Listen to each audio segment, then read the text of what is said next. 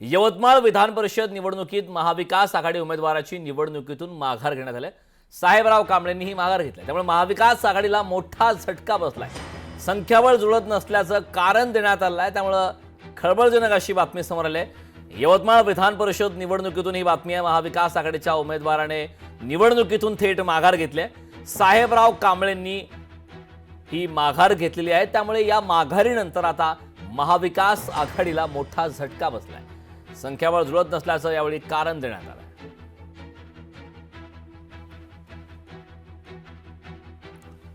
विधान परिषदेच्या 17 जागांवर महायुतीचा विजय निश्चित आहे। बंडखोरांनी उमेदवारी अर्ज मागे घ्यावे, अर्ज मागे घेणाऱ्यांचा योग्य सन्मान केला जाईल। रवींद्र चव्हाण यांनी महायुतीच्या बंडोबांना आवाहन केलं।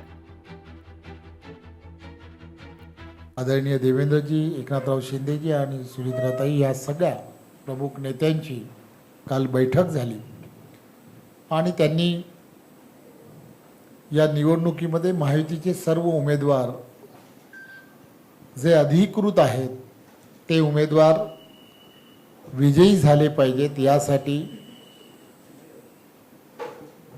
पूर्णच्या पूर्ण महाराष्ट्रामधील असणाऱ्या त्या ठिकाणच्या असणाऱ्या प्रमुखांना तशा सूचनाही दिल्या की आपण महायुतीमध्येच या निवडणुका विजयाच्या दिशेने घेऊन जायच्या।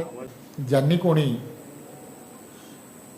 काही बंडखोर म्हणून काही अर्ज भरले असतील तर माझी त्यांना विनम्र विनंती आहे की त्यांनी वरिष्ठांशी बोलून, नेत्यांशी बोलून ते अर्ज मागे घ्यावेत, अशी त्यांना विनंती। आणि येणाऱ्या काळामध्ये पार्टीसुद्धा त्यांच्या बाबतीमध्ये सकारात्मक येणारी महामंडळ असतील किंवा समित्या आहेत, यामध्ये कुठेतरी पॉझिटिव्ह विचार करणारा याही संदर्भातला निर्णय हा कालच्या बैठकीमध्ये महायुतीच्या सर्व नेत्यांनी घेतला आहे।